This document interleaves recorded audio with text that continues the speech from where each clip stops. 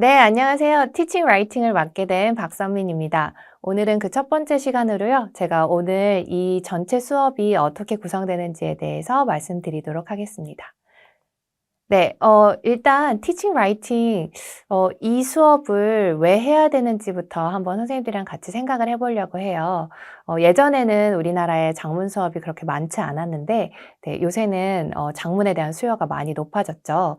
네, 그래서 뭐 학생들이 원하니까 일단은 라이팅 수업을 열어야 된다라고 생각하시는 분들도 계시겠지만, 도대체 이 라이팅이 왜 갑자기 이렇게 수요가 많아지게 됐는지, 예전에 우리나라 교육에 비해서 많아지게 됐는지에 대해서 한번 생각을 해볼게요. 네, 우선 첫 번째로는요. 당연히 라이팅은 여러 가지 뭐 listening, speaking, reading처럼 언어의 기본적인 기술 중에 하나입니다.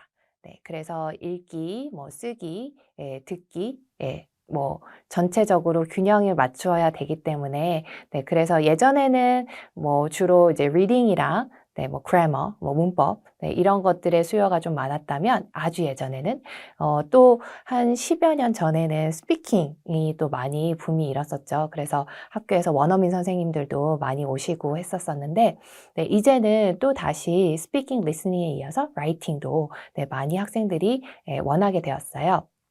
그 이유가 이제 네 가지의 그 언어 발달의 균형을 맞추기 위함이고요. 그리고 또 마찬가지로 언어 발달의 강화에도 도움이 됩니다. 네, 언어 구상의 시각적인 시연은 그것이 어떻게 함께 들어맞는지에 대한 우리의 이해와 새로운 언어를 기억하는 데 도움이 됩니다. 이게 무슨 말이냐 하면요. 단순히 언어를 듣고 그냥 말을 하면 시각적인 거에는 아무것도 보이지 않아요. 그쵸? 네, 그런데 만약에 그냥 귀로 듣고 아니면 말로 하는 거 말고도 쓰기를 하면 우리 눈에 보이잖아요. 그런 시각적인 효과가 또 언어 발달을 촉진시키기도 하기 때문에요. 그래서 또 작문 수업이 많이 요구가 되기도 합니다. 네, 그 다음 필요성을 볼게요. 그리고 또 언어 스타일, 어떤 학생들은 보고 듣는 것만으로 언어를 익히는 학생들이 있어요.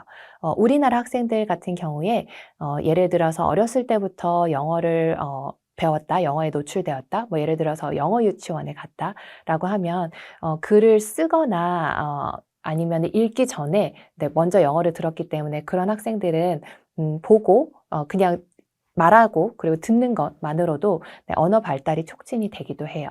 그리고 만약에 선생님들이 한국인뿐만 아니라 외국인 학생들을 가르친다라고 하면 저는 한 영어를 가르친 지가 25년 정도가 되었는데요.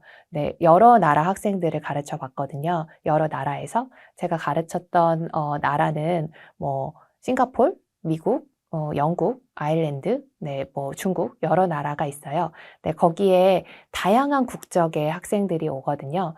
그중에 제가 기억에 남는 학생들이 사우디아라비아나 이쪽 중동 쪽, 쿠웨이트 학생들이었는데 그쪽 학생들은 굉장히 이렇게 말하고 듣는 거에 발달되어 있어요. 그래서 처음에 그 학생들을 봤을 때 영어를 굉장히 잘하는 거예요. 막 Hello, professor 막 이러면서 굉장히 영어를 잘해서 이 학생들이 이렇게 베이직 레벨에 올 학생들이 아닌데 했는데 그 학생들은 ABC만 쓸 줄 알고 기본적인 또 장문에 대한 습득은 전혀 안 돼 있더라고요.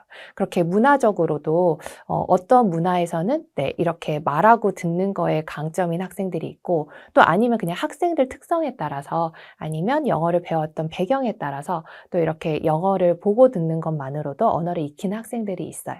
하지만 그런 학생들이 모두 다는 아니죠. 네. 글쓰기는 또 사물을 깊이 생각하고 천천히 언어를 생산하는 시간이에요. 그래서 대인관계, 대면 의사소통의 서투름과 귀찮음 대신에 조용한 성찰을 할 수 있는 활동이거든요. 그래서 좀 내성적이거나 아니면 생각할 시간이 좀 필요한 학생들은 천천히 글을 쓰면서 네, 언어를 사고하는 그런 시간을, 차분한 시간을 갖기 때문에요. 네, 이러한 또 면에 있어서 언어 스타일이 장문은 좀 시간이 오래 둘 수 있고 천천히 생각할 수 있는 그런 활동이라 또 이러한 학생들에게 장점이 있습니다. 네, 계속 이어서 가볼게요. 네, 그리고 기술로서의 글쓰기가 있어요. 네, 구어 영어를 적절하게 발음하는 방법을 알아야 하듯이 또 글을 특별한 관습, 글을 쓸 때 특별한 관습에 대해서 알아야 되거든요. 예를 들면 요새 이메일 많이 쓰잖아요. 네, 이메일을 쓸 때 우리 특별히 갖춰야 되는 형식들이 있죠. 뭐 이메일뿐만 아니라 그 종이로 쓰는 편지도 마찬가지듯이요. 뭐 dear 누구, 누구의 수신자 이름을 쓰고 그 다음에 뭐 인사말을 쓰고 본문을 쓰고 그 다음에 뭐 마지막에 이제 뭐 sincerely나 아니면은 뭐 우리나라 말로 따지자면 뭐 누구누구 드림 같은 그런 마지막 인사말까지 해야 되는 그러한 형식들이 있기 때문에요. 그런 또 글쓰기의 스타일을 알기 위해서도 장문 수업이 필요합니다. 그리고 또 다른 학생들 같은 경우에는 만약에 대학생들이다 아니면 뭐 고등학생 이다라고 하면 보고서를 또 써야 되는 경우가 있어요. 보고서나 아니면 조금 더 심도 있는 글을 써야 된다면 논문이 될 수도 있겠죠.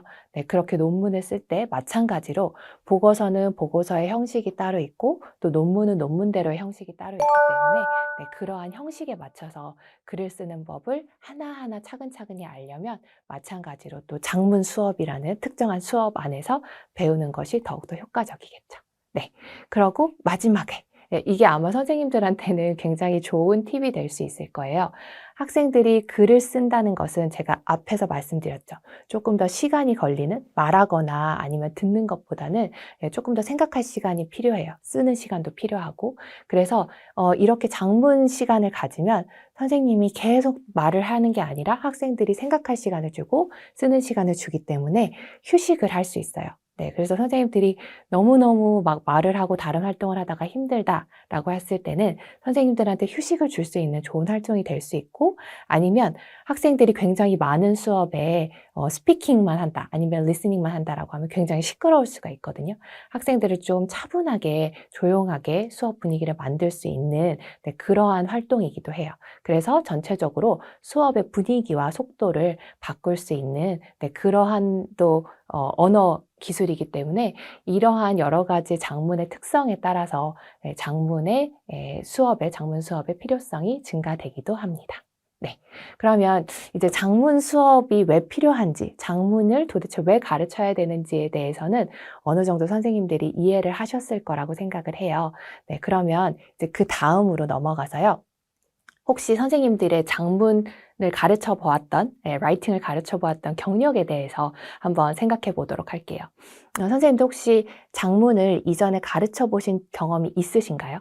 네, 만약에 있으시다면 장문 수업 설계를 해보신 적이 있다면 어떠한 과정으로 구성을 했는지 뭐 예를 들면은 뭐 학생들의 그 문장 을 만드는 그런 센텐스 레벨의 장문 수업을 구성을 하셨는지 아니면 보고서 쓰는 위주로 장문 수업을 구성을 하셨는지 아니면 또 그 안에서 어떠한 티칭 스킬을 가지고 수업을 하셨었는지 어떠한 교수법을 가지고 수업을 구성하셨는지에 대해서도 한번 본인의 과거 경험을 생각해 보시고요. 나는 장문을 가르쳐 본 적이 전혀 없어요. 네, 괜찮습니다. 네, 장문을 가르쳐 본 적이 없다면요. 어떠하게 새로운 과정을 구성하실 건지를 한번 생각해 보세요. 예상되는 어려움이 뭐가 있을까요?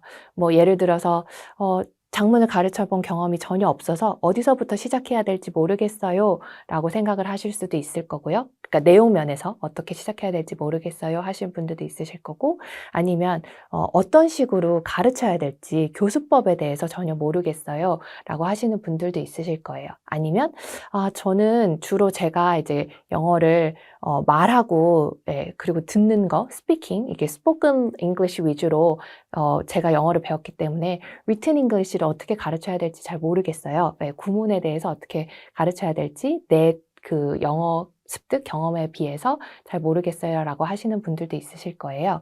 네, 제가 좀 더 구체적으로 한번 여기에 대해서 생각해 보시도록 몇 가지 이렇게 요소들을 알려드릴게요. 첫 번째는 가르치고자 하는 과정.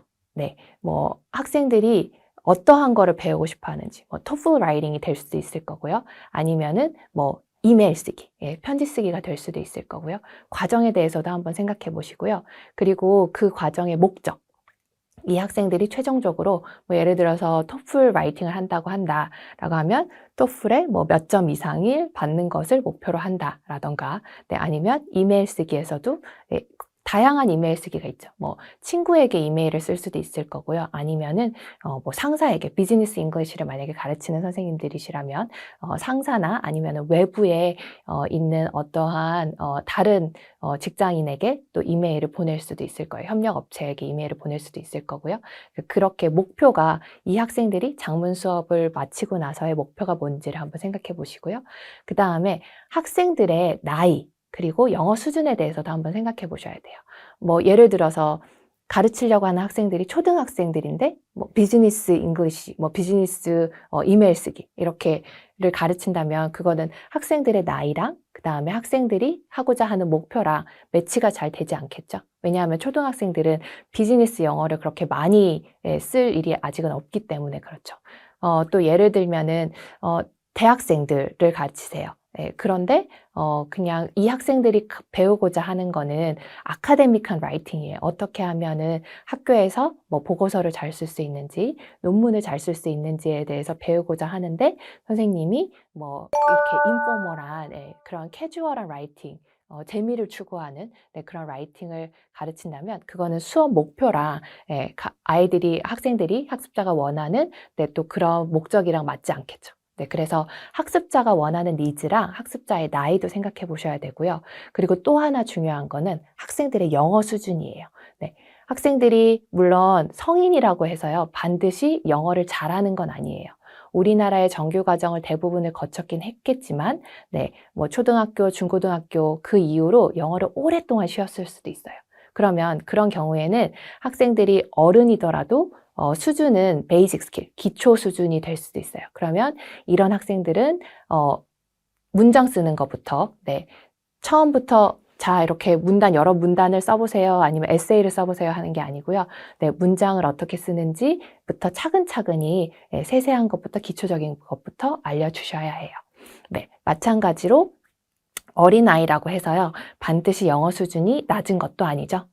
만약에 어렸을 때부터 영어에 꾸준히 노출되어 온 학생들이라면 이 학생들한테 처음 기본적인 것부터 뭐 알파벳 쓰는 거 이런 것부터 가르칠 필요는 없겠죠. 왜냐하면 이미 다 알고 있기 때문에 어느 정도의 알파벳도 쓸 수 있고 문장도 구성할 수 있는 수준의 어린 학생들이라면 이 학생들에게 단락 쓰기 아니면 에세이 쓰기 이렇게 긴 스토리 쓰기 이런 식으로도 충분히 작문 수업을 구성할 수 있어요. 그래서 학생들의 영어 나이나 영어 수준에 대해서도 한번 잘 고려해 보셔야 되고요. 그래서 제가 몇 가지 그 영어 작문을 평가하는 팁을 드리도록 할 텐데요. 제가 그 Teaching Writing이라는 책에서 따온 거예요. Sample Objectives and Methods of Assessment예요. 이 학생들이 과연 어느 정도의 언어 실력을 가지고 있는지를 만약에 평가를 하시고 싶으시면요. 목적에 따라서 그 평가 방법도 달라져야 돼요. 예를 들면 첫 번째 objective 같은 경우에 students will be able to, 그러니까 이 수업이 끝나고 나면 학생들은 뭐 어떠한 것을 할 수 있다라는 학습 목표를 세우는데요. 만약에 students will be able to recognize the distinct features of academic writing. academic writing, 그 학문적인 글쓰기에서의 일정한 특징에 대해서 학생들이 구분을 할 수 있다라고 학습 목표를 정했다면 그거에 맞는 평가 방법은 in-class analysis task가 될 수 있어요. 뭐 예를 들면 informal writing, 그러니까 캐주얼한 라이팅, 뭐 페이스북 그런 포스팅이라던가 아니면 블로그 같은 그런 라이팅이랑 그 다음에 아카데믹 라이팅, 뭐 논문, 일부를 발췌를 한다던가 뭐 초록을 발췌를 한다던가 해서 이렇게 두 가지의 라이팅을 비교를 해보는 거예요. 그래서 그렇게 비교를 해서 그 아카데믹 라이팅에서 쓰이는 그런 일정한 특징들에 대해서 학생들한테 찾아보게 하는 거죠. 뭐 vocabulary가 어떻게 쓰였다, 어휘가 어떻게 쓰였다던가 아니면은 뭐 특정한 어떠한 표현이 주로 많이 쓰인다던가 이러한 것들에 대해서 아니면 구성이 뭐 서론, 본론, 결론으로 돼 있다던가 이러한 구성들에 대해서 학생들이 찾아볼 수 있게끔 또 이렇게 수업을 구성을 하고 평가를 구성할 수 있습니다. 두 번째 한번 예시를 가볼게요. Students will be able to paraphrase, summarize, synthesize, and critically analyze source materials. 학생들이 이렇게 어떠한 그 이미 가지고 있는 그러한 소스를 가지고요. 네, 뭐 이렇게 재구성을 해볼 수 있고 아니면은 통합을 할 수 있는 그렇게 할 수 있다라는 학습 목표를 세웠다면 네, 그 학생들한테는 research paper나 아니면 graphic organizer, homework, and in-class assignments 이러한 것들에 주고요. 이러한 material을 주고 이 학생들이 어떻게 이 research paper, graphic organizer, homework, in-class assignment를 통합하고 paraphrase, 다시 재구성할 수 있는지를 평가해 볼 수 있겠죠. 네. 그리고 이제 마지막 예시로 넘어가 볼게요. 마지막 예시는요. Students will be able to respond effectively to others' text in peer review activities.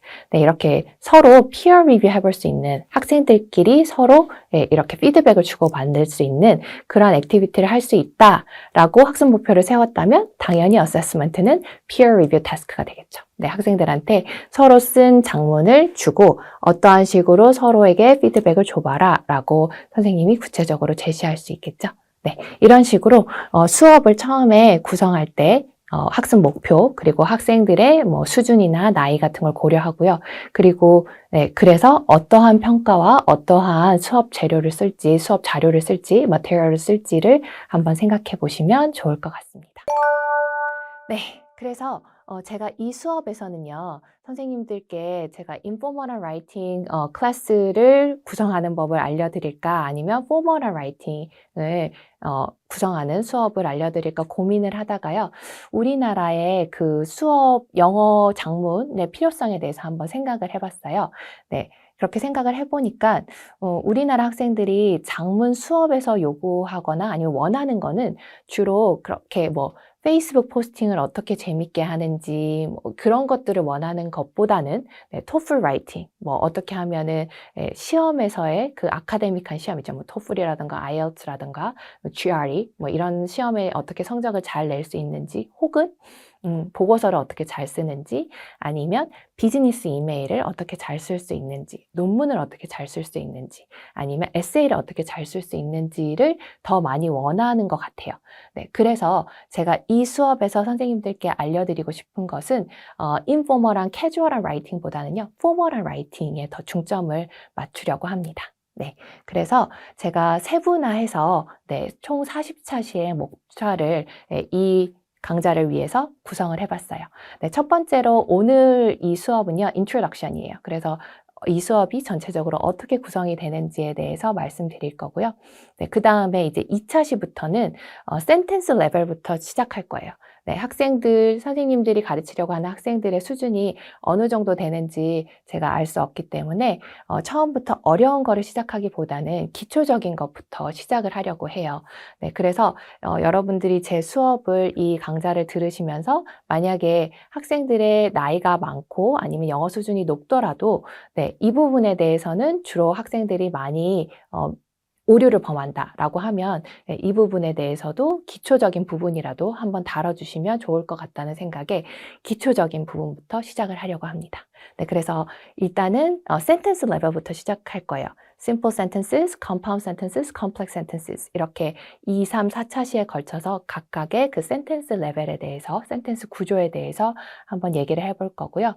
그 다음에 또 capitalization, 대소문자 구분하는 게 라이팅에서는 특히 포멀한 아카데믹 라이팅에서는 굉장히 중요한데 우리나라 학생들이 많이 범하는 오류 중에 하나예요. 네, 그래서 어떨 때 이렇게 대문자를 쓰는지 capitalization에 대해서 얘기를 할 거고요.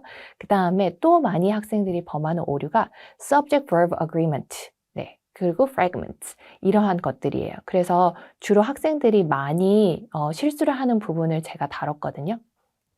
학생들이 우리나라 학생들은 문법이 굉장히 강한 편이라 네, 그런 문법으로서의 뭐 예를 들면 subject-verb agreement 같은 경우는 굉장히 잘해요.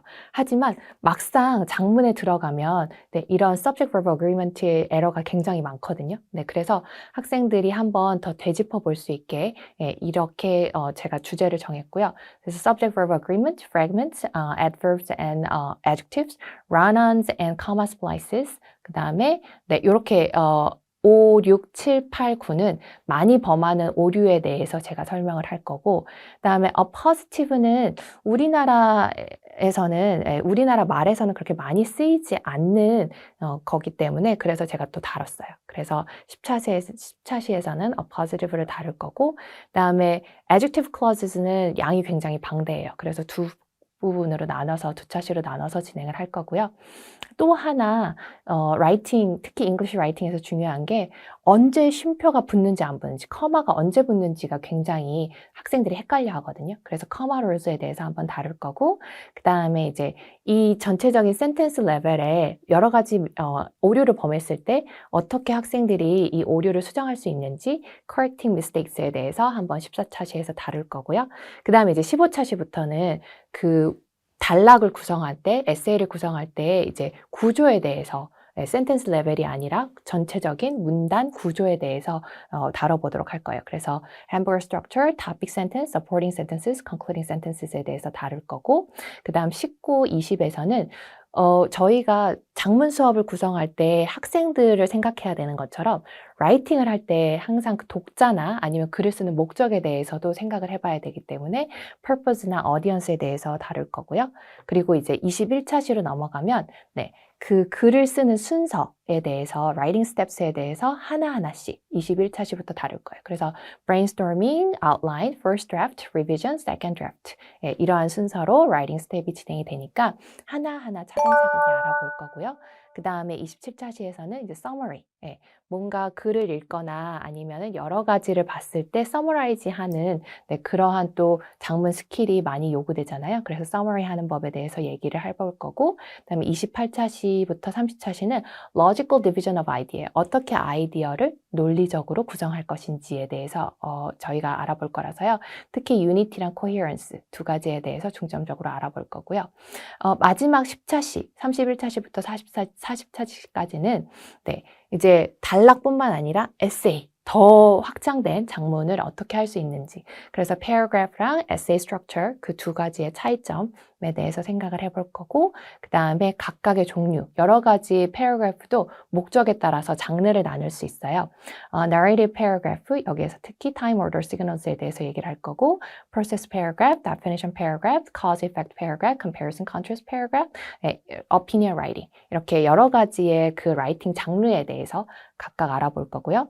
마지막 38차시부터 40차시까지는 이제 학생들이 아카데믹 라이팅, 포멀 라이팅을 할 때 본인의 의견을 더욱더 강화하기 위해서 다른 사람이 한 말 아니면은 뭐 다른 조사 이런 것들을 연구 결과를 인용할 수 있겠죠.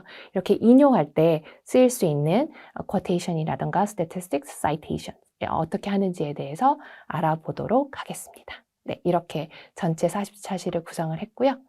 네, 제가 여기에 레퍼런스를 적어놨으니까 혹시 더 공부를 하고 싶으시면 레퍼런스를 찾아보시면 될 것 같아요. 네, 그러면 이상으로 1강을 마치도록 하겠습니다. 감사합니다.